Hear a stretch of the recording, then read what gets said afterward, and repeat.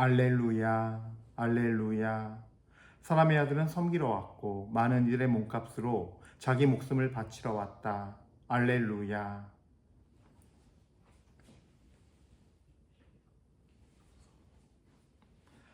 주님께서 여러분과 함께 또한 사제의 영과 함께 루카가 전한 거룩한 복음입니다. 주님 영광 받으소서. 예수님께서 혼자 기도하고 계실 때 제자들도 함께 있었는데 그분께서 군중이 나를 누구라고 하느냐 하고 물으셨다. 제자들이 대답하였다. 세례자 요한이라고 합니다. 그러나 어떤 이들은 엘리야라 하고 또 어떤 이들은 옛 예언자 가운데 한 분이 다시 살아나셨다고 합니다. 예수님께서 다시 그러면 너희는 나를 누구라고 하느냐 하시자 베드로가 하느님의 그리스도이십니다 하고 대답하였다. 그러자 예수님께서는 제자들에게 그것을 아무에게도 말하지 말라고 엄중하게 분부하셨다. 예수님께서는 이어서 사람의 아들은 반드시 많은 고난을 겪고 원로들과 수석 사제들과 율법학자들에게 배척을 받아 죽임을 당하였다가 사흘 만에 되살아나야 한다 하고 이르셨다. 주님의 말씀입니다. 그리스도님 참여합니다. 참예수님, 은요 1830 교회 여러분들, 제가 어제까지는 좀 요셉이언 미사 부탁받은 게 있어서 왔다 갔다 하면서 미사를 봉헌했습니다. 그리고 오늘 이제 다시 또 이렇게 저희 홈그라운드인 저희 이제 경당에서 미사를 하는데요. 그래요. 오늘 복음 말씀 같이 보도록 하죠. 우리 먼저 주님께 감사드리는 것도 잊지 마시고 또 감사드릴 일이 뭐가 있나 생각도 좀 해보세요. 시작하기 전에 잠시 생각하시고 감사드립시다. 주님께 찬미드립시다.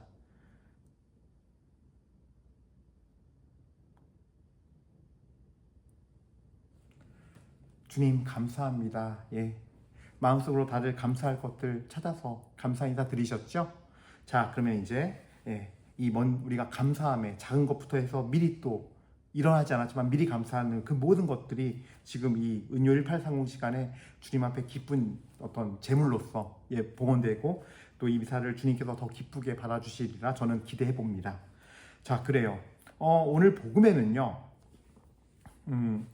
이제 이 예수님 우리 다 알 거예요. 사도 베드로가 신앙 고백하는 내용이 나오는데 사실 재미있는 거는 마테오, 마르코, 루카가 좀 내용이 다 달라요. 잘 보시면 마테오 복음이 가장 자세하게 기술되어 있죠. 그러면서 베드로가 신앙 고백을 할 때 예수님은 그러니까 하느님의 살아계신 아들 예수 그리스도이십니다. 살아계신 하느님의 아들 예수 그리스도이십니다. 라고 고백을 해요. 또 마르코 복음은 또 달라요. 그리고 루카 복음은 하느님의 그리스도이십니다. 이렇게 다 다르게 표현이 되거든요. 그래서 마테오 복음은 또 어떠냐면요. 여기서 베드로를 이제 그 답을 알려주신 분은 인간의 어떤 생각으로 한 것이 아니라 성령께서 알려주신 거다. 하나님의 영이 내려와서 너에게 알려주신 거다. 라고 하면서 이 베드로 반석 위에 교회를 세울 터인즉 죽음의 인도 감히 이 교회를 이기지 못할 것이다. 그리고 교회가 풀면 하늘에서도 풀 것이고 또 땅에서 매면 하늘에서 맬 것이다. 라고 하면서 이 교회에 대한 어떤 예언까지 메시지까지 주십니다. 근데 마르코 복음은 또 거기서 마르코 마테오 복음 둘 다 그런 게 있죠. 예수님께서 순환을 예고하자 베드로가 펄떡 뛰면서 안 된다고 하자 사탄아 물러가라 그러면서 너는 사람의 일만 생각하지 하나님의 일은 생각하지 않는구나. 그래서 꾸짖는 내용이 나와요. 근데 루카 복음에는 그런 내용이 또 전혀 없어요. 그러니까 굉장히 좀 각기 다른 어떤 사도들의 어떤 이런 신앙 안에서 신앙의 눈을 가지고 이 말씀을 썼는데 루카 복음은 근데 특이한 게 있어요. 예수님께서 혼자 기도하실 때 제자들도 함께 있었는데, 그러니까 뭐냐면요, 뭐 어떤 형태로 함께 있는 게 어떤 형태인지 모르겠어요. 예수님께서 좀 이 소리에 좀 영향을 받지 않고 분심이 들지 않으시려고 좀 떨어져서 가서 기도하신 건지 아니면 한 장소에서 같이 예수님이 기도하시는데 제자들이 이제 떠들지는 못하고 좀 조용히 이렇게 그냥 쉬고 있던가 아니면 그냥 같이 있던가 하는 거였는지 알 수는 없어요, 우리는. 근데 예수님께서 기도하시다가 중요한 거는 기도하시다가 군중이 나를 누구라고 하느냐. 그 다음번에 그러면 너희는 나를 누구라고 하느냐 물어보세요. 그러니까 저는 이게 그냥 예전에 마테오나 다른 복음 보면 카이사리아 지방에 이르렀을 때라고만 돼 있는데 이 루카 복음 안에서는 굉장히 특이하죠. 예, 기도하시다가, 그러니까 그냥 일반적인 상황이 아닌 거예요. 그냥 툭, 야, 사람들이 나보고 날 뭐라고 하디? 너희는 이 정도의 수준이 아니라 기도하시다 말고 갑자기 오셔서 마치 주님께서 물어보시듯이, 주 하나님께서 물어보시듯이 물어봐요. 예. 그러니까 저도 이런 부분은 굉장히 묵상 안에서 새롭게 띄어졌고 보였던 거예요. 그러니까 이 질문 자체가 예수님이 어떤 인간적인 생각 차원의 생각에서 나온 질문이 아니라 주님과의 연결 안에서 때가 이름에 그 때가 차서 물어본 질문이라는 거예요. 그러면 너희는 나를 누구라고 하느냐? 너희 나 따라다니면서 기적도 받고 또 나한테 그런 신비한 부르심을 받았고 했는데 너희는 내가 누구니 그러면? 이라는 구체적인 질문을 받아요. 구체적인 질문. 그러니까 우리가 이 질문 자체가 벌써 지내면서 때가 이르자 사도 베드로는 주님의 영을 받아서, 그러니까 예수님께서 기도하시면서 주님의 영을 받듯이 하나님의 그리스도이십니다라고 고백해요. 근데 이 고백이 정말 베드로의 인간적인 생각에서 나올 수가 없다라는 게 뭐냐면요, 그리스도란 말은요 크리스토스, 기름 부음 받은 자예요. 그래서 메시아, 구세주랑 같이 동의어로 쓰이는 말이거든요. 그러니까 당신은 하나님의 그리스도이십니다, 즉 하나님의 기름 부음 받은 구원자이십니다라는 대답을 한 거예요. 단순한 대답이 아닌 거예요.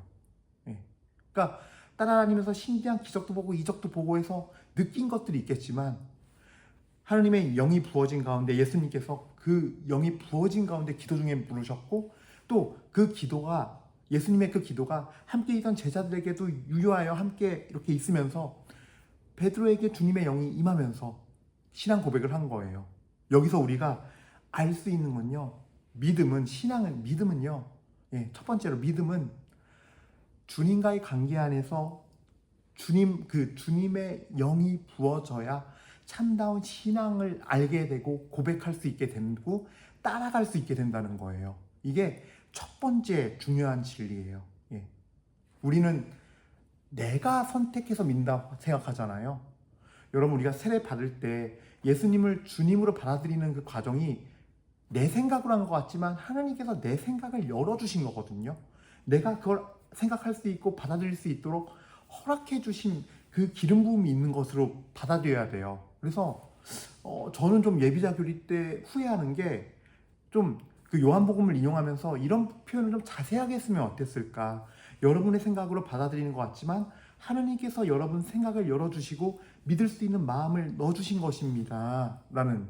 그래서 믿음은 주님으로부터 받는 것이구나. 내가 예수님을 구세주라 고백할 수 있고 하나님의 아들이라 고백할 수 있는 거는 내가 그냥 그렇게 생각이 생각이 이렇게 들고 그냥 내가 믿을래 라고 해서가 아니라는 거를 확실하게 심어줄 필요가 있는 것 같아요. 그러니까 이게 참 어떤 루카복음은 좀 이 상황을 조금은 좀 영적으로, 어떤 영적인 상황으로 바라보고 이렇게 쓰신 것 같아요. 그 안에서.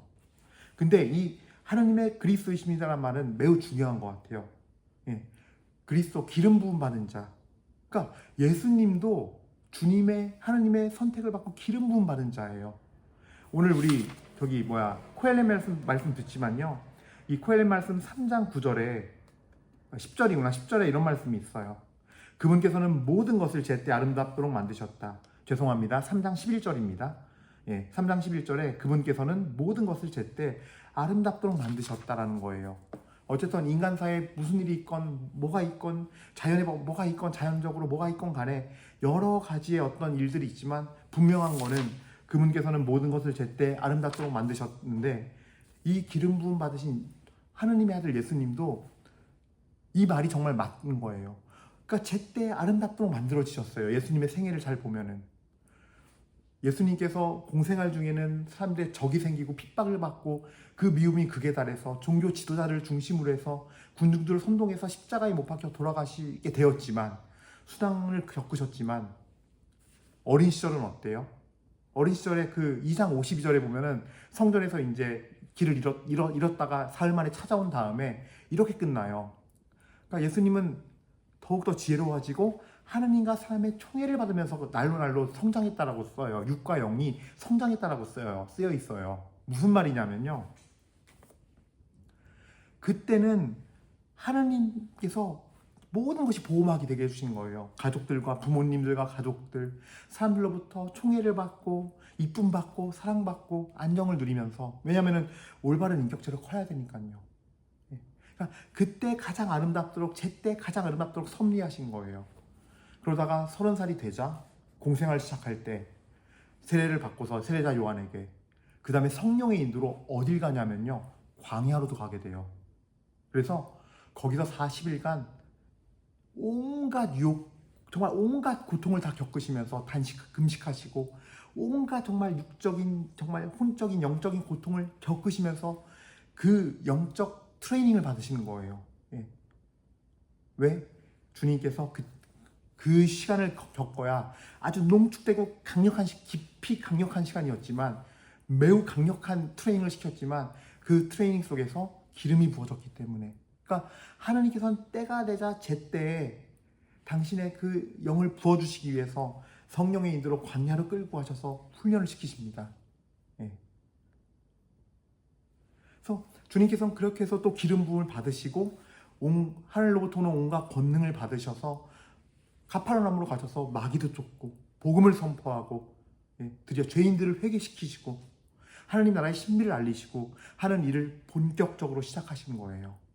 그러니까 예수님의 생애도요, 이 사람의 법칙을 따르면서 제때의 모든 것이 가장 아름다워지도록 섭리하신 그 하나님의 섭리에 따라 가신 거예요. 그리고 거기에는 기름 부음이 있었어요. 그렇다면은 우리 여정도 마찬가지예요. 이 예수님도 태어나서부터 30살까지의 여정에서 이렇게 역동적이고 매일매일의 어떤 주님의 기름 부음이 있으면서 성장해 나갔는데, 우리 신앙도 그래야 한다는 거지요. 살아있는 신앙이 무엇이냐, 살아있는 믿음이 무엇이냐 할 때, 믿음은 먼저 주님으로부터 받는 것이고, 주님의 은총으로, 성령의 은혜로 기름 부음 받는 것이고, 그 다음에 그 기름 부음의 삶이 무엇이냐라고 했을 때 이 역동성이에요. 때가 되면 하나님께서 모든 걸 제때 이루어 주시는데, 우리는 그 안에서 매일매일 그 제때 아름다워지는, 성장하는 체험을, 완성되는 체험을 하는 거예요. 그게 바로 기름 부음 받으며 사는 삶인 거예요. 그래서 제가 항상 강조하잖아요. 뭐 미사를 매일 나가면 뭐하고, 묵주기도 매일 하면 뭐하고. 이게 무슨 소리냐면요, 미사가 중요한 게 아니라는 얘기를 하는 게 아니에요. 우리의 삶은요, 미사를 갔을 때도 그 미사 안에서 그 말씀을 들으면서 그 말씀 속에서 기름 부음이 있어야 되고, 내가 정말 그 말씀을 들으면서 주님의 기름 부음 받아서 그 말씀이 내 안에서 생명력으로 살아나고, 그래서 나갔을 때는 그 말씀을 전하는 기쁨으로, 내가 어떤 날은 예수님이 놀림받고 예수님이 조롱받고 예수님이 비웃음을 겪은 것처럼 나도 그럴 수 있지만, 그런 날이었음에도 불구하고 그것에 대해서 또 주님의 믿음의 기름, 주님의 영을 받아서, 예, 그거를 감내해내고 살아내고, 그래서 그것을 악으로 감지 않고 내가 어떤 분노나 혈기로 풀지 않고 주님한테 가서 그냥 그 마음 아픔을 토설하고 하나님 앞에, 예수님, 왜 저 사람들이 저한테 왜 그럴까요? 예, 주님, 저들을 불쌍히 여기소서 하면서 그때 또 기름 부음이 있거든요. 이런 예수님과의 그 예수님의 체험을 그대로 하는 거예요. 예수님께서 기름 부음 받으시고 공생을 하시면서 마지막 여정이 십자가 여정이었으면, 우리도 그 기름 부음을 받으면서 십자가 여정을, 나만의 십자가를 지고 십자가 여정을 따라가는 삶이어야 되는 거예요. 그러니까 매일 미사를 나가더라도 어떤 날은 주님의 은혜 안에서 모든 게 잘 되는 날이 있어요. 근데 어떤 날은 예수님처럼 우리가 핍박받고 박해받고 놀림받고 미움받고 할 수도 있어요. 이런 날이든 저런 날이든 주님께서는 모든 것을 제때 아름답게 우리를 변화시킴을 믿고, 우리가 주님 앞에서 매일매일 주님의 그 기름 부음 받으면서 성장해야 한다는 거예요. 근데 이렇게 성령의 은혜, 성령의 기름 부음 하면요, 여러분들 좀 착각하지 마세요. 그러니까 우리 가톨릭이 좀 제도화가 잘 돼 있다 보니까 뭐냐면, 바로 성령 기도로 넘어가고 성령 세신 봉사의 쪽 생각해서, 저 신부님은 성령 운동하는 신부님인가? 이런 쪽으로만 생각하시거든요. 근데 그런 거 아니에요. 예. 왜냐하면요, 성령 기도에서 방언의 은사, 무슨 은사, 그렇게야만 하나님께서 기름 부어주시고 한 게 아니라 우리 삶 안에서 내 방에, 내 침대에, 내 자리에 정말 골방 같은 그런 기도방 하나 만들어 놓고 거기서 기도해도 주님의 그 은혜가 쏟아져요, 사실은. 예. 내가 주님 앞에 정말로 이 말씀을 믿으면서 말씀을 살아가려고 그럴 때마다 주님이 이 말씀으로 우리를 당신의 창조주의 모습을 빚어나가시거든요. 새로운 성품으로 깨끗해지고 거룩해지고 그 안에서 하나님의 기름 부음이 계속 지속되면서 내가 혼자여도 골방에서 기도해도 주님의 말씀을 듣고 음성을 듣게 되고 주님의 말씀의 신비를 더 깊이 체험하게 되고 하는 역사가 있단 말이에요. 예. 그러니까 골방에서 그렇다면 미사 중에는 더 크게 임할 수 있죠. 공동체 안에서. 둘이나 셋이 모인 곳에 내가 너희와 함께 있겠다 하셨잖아요. 예. 그러니까 공동체 안에서 하나님께서는 더 깊은 의미를 두시고 공동체 안에서 믿는 백성들이 주님의 믿음 안에서 같은 신앙을 고백할 때 그 은혜는 더 크거든요. 그 은혜는 더 의미 있게 하나님께서 은혜를 부어주시고 그러니까 미사 안에서는 더 깊이 깨닫는 거죠. 묵주기도도 얘기할게요. 묵주기도도 제가 중요하지 않으니까 하지 말란 얘기가 아니라 그 중요한 묵주기도를 성모님께서 계시로 알려주신 묵주기도를 하는 우리의 모습이 이 그러니까 하나님께서 기름 부어준 이 은혜 받음 없이 하는 모습이 보이는 거죠. 예. 그래서 기도할 때 뭐 이런 거 저는 묵주기도를 얘기하라 그러면요, 성모님께서 우리에게 선물로 주신 하느님을 통해 알려주신 묵상기도이자 관상기도예요. 그러니까 엄청난 일이 벌어지는 거예요. 환희의 신비 제1단 마리아께서 예수님 잉태하신 묵상합시다. 이건 루카복음 1장의 내용이 쫙 펼쳐지는 거예요. 그 어린 소녀의 그 고백, 이 몸은 주님의 종입니다. 그대로 제게 이루어지길 빕니다. 요셉이 오해해서 세상에 알리면 도래마다 죽을 수 있어요. 한 소녀가 그 고백을 하기까지의 그 깊은 순종과 그 순종은 단순한 순종이 아니라 자기 목숨까지 내어 바친 순종이에요. 일반적인 순종이 아니에요. 그 루카복음의 말씀 한마디 한마디 천사와의 대화를 묵상하면 그냥 딱 주님의 기도 성모송 시작하기 전에요, 어떻게 바로 시작을 해요? 그거 묵상 잠깐 해도 10분, 5분, 10분 금방이에요. 너무 놀랍지 않아요? 내가 아무도 없는 그곳에 나까지 초대받아서 거기서 그 장면을 보고 있어요. 가브리엘 대천사와 성모님의 대화를. 이게 얼마나 큰 은혜예요. 네. 묵상이자 그 현장에 들어가는 관상이 돼버려요. 내가 그 신비로운 그 천상의 그 영화에 내가 들어가 있는 거예요. 나를 초대해 주셨어요. 하나님이 그 자리에 낄 수 있게 해주시고 너 여기서 지켜보고 있으렴. 근데 거기다가 우리는 어때요? 그 1단에 뭘 넣어요? 내 아들 이번에 대학 시험 봐야 되는데 꼭 붙게 해주세요. 이런 거 넣고 있잖아요. 그게 더 크잖아요, 사실. 그 떡이 훨씬 크고 그 지약이 훨씬 큰 떡이잖아요. 그러니까 이게 문제라는 거예요. 예. 기름 부음이 없어요. 미사도 그래요. 연미사, 생미사 넣으면서 그냥 그 지향에 얽매여요. 이게 이루어져야 되는데, 이게 돼야 되는데. 예수님은 오늘도 나를 위해서 이 밀떡과 포도주 형상을 오셔서 오늘도 나를 위해서 십자가에 매달리시는데 난 내 거 하나도 안 놔요. 그러면서 말씀 들으는 것도 내 거 하나도 안 놓으면서 내 식대로 받아들이려고 그러고, 주님의 말씀이 들어오면은 내가 주님의 것이 돼야 되는 거예요. 예. 그래야 진짜 기름 부음이 이루어지면서 그 말씀을 내가 살아내게 되고 삶이 은혜가 되고, 예. 미사 때는 성체로 오시는 이 정말 예수 그리스도를 모시고 나가서는 말씀을 내가 살아냄으로써 말씀이신 그리스도가 내 안에서 이루어지고 이 신비가 이루어지는 거거든요.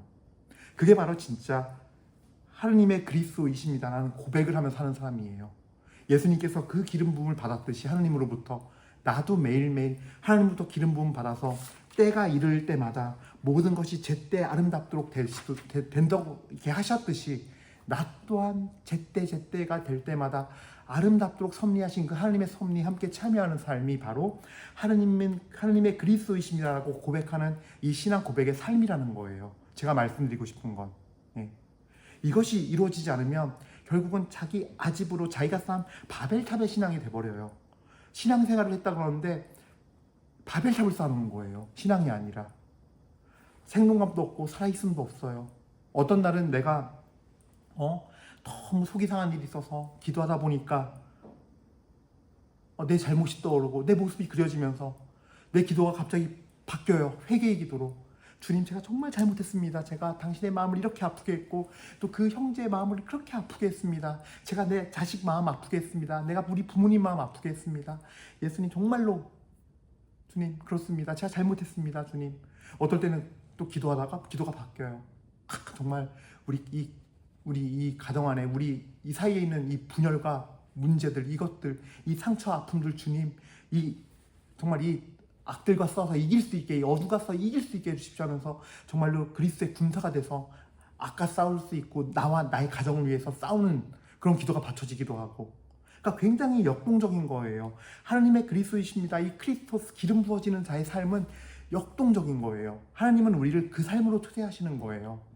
우리의 메시아이신 예수님께서, 우리의 구원자이신 예수님께서 그렇듯이 너희도 그런 삶을 살아야 돼. 너희의 믿음도 주님의 위로부터 오는 기름 부어짐, 성령의 기름 부음을 받은 그 살아있는 믿음이어야 돼. 라는 초대의 말씀이 바로 베드로의 신앙 고백에 담겨 있지 않나라는 묵상을 전 해봅니다. 그래요. 여러분들에게 예수님은 누구십니까? 다시 한번 여러분들도 이 질문, 또 베드로의 답, 하나님의 그리스도이십니다 라고 했을 때 이 하나님의 그리스도의 의미, 나는 그 의미를 살아가고 있는가? 내 미사는 죽음 미사인가?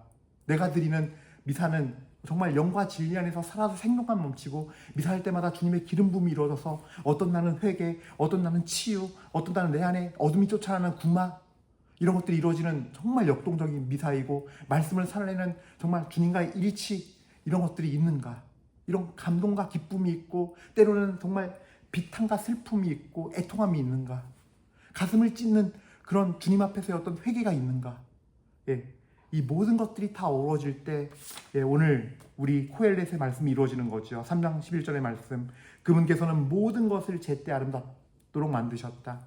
우리 안에서 모든 것을 제때 아름답게 만드시는, 아름답도록 만드시는 주님을 우리가 만나려면 하나님의 그리스도, 하나님의 기름 부은 자가 우리 역시 돼야 한다는 것입니다. 예수님은 살면서 우리에게 인간이 구원받을 수 있는 아름다운 삶의 발자취를 남겨주셨어요. 베드로전서 말씀에 따라서.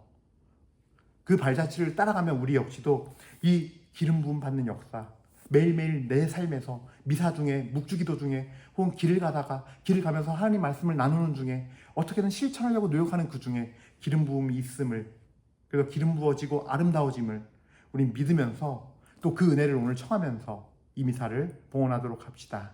아멘.